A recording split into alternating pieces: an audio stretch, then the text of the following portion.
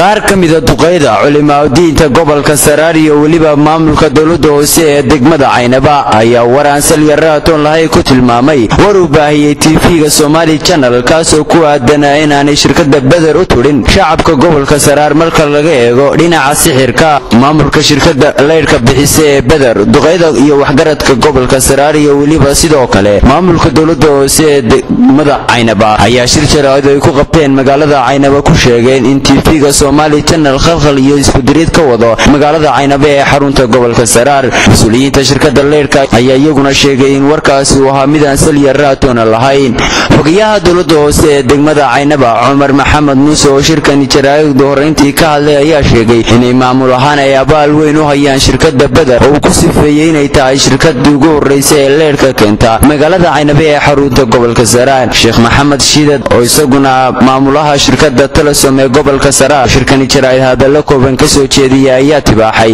in shirkaddan ay ku habboon tahay in la guddoonsiyo shahaado sharaf qaar kamid ah cuqaasha waxgaradka gobolka Saraar ayaa sheegay inay wada shaqayn fiican ka dhaxayso shirkadda leerka qaybisay magaalada Caynaba ee Badar iyo mas'uuliyiinta iyo waxgaradka iyo waliba shacabka gobolka Saraar isla markaana ay si hufan ugu adeegto bulshada gobolka Saraar shirkaddani waxa sidoo kale ay mas'uuliyiintan iyo waxgaradkani ka hadlay shirka jaraa'id magaalada Caynaba ay sheegeen in TV-ga Somali Channel kaga dhacay meel sharafta dadka ku dhaqan gobolka Saraar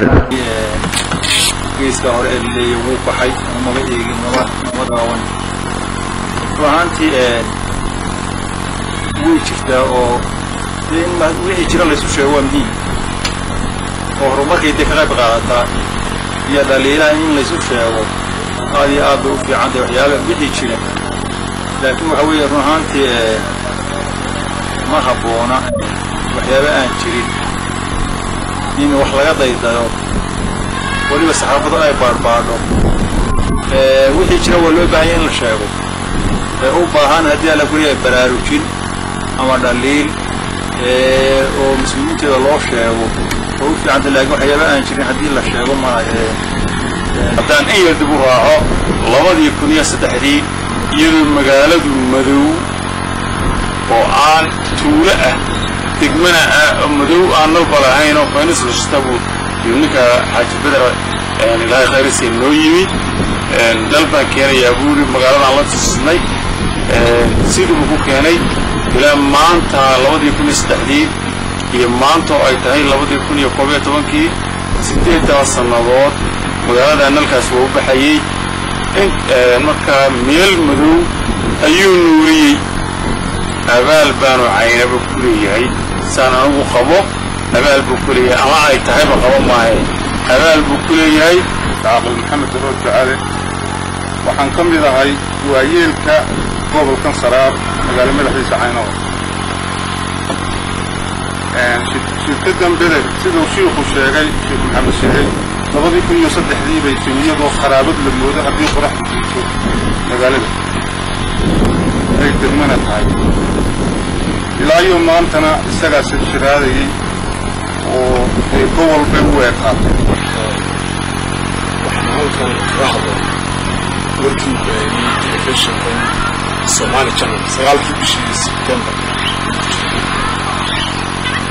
warkaasi waxa uu ka hadlayay in ay caawinayaan macaamiisha iyo shirkaddu ay macaamiishu ka cabanayso marka ay cabanayso macaamiisha ay cabanayso annaga noo soo caban lahayna Somali Channel ma yaawdo halkan waxaan ka sheegaynaa warka baxay TV-ga Channel warkaas oo ahaa war been abuura oo aad iyo aad u hadlayna ay wax jira ay tahay wax aan jirin marka waxaan ku beeninaynaa warkaas wax saliyakaad fonala maaha inta kalena shacabka ku dhaqan gobolka Saraar ayaa soo dhaweeyay shirkadda Badar oo sheegeen in ay horumar ballaaran ku soo kordhisay gobolka Saraar taasoo ay sheegeen in ay waxqabad badan ka qabato ugu horeysay bay dhaheen dhinaca leerka oo ah shirkaddii ugu horeysay ee keenta leerka magaalada Caynaba ee xarunta gobolka Saraar Cabdi Faarax Abdullaahi telefishinka caalamiga ah ee Somalisat magaalada Caynaba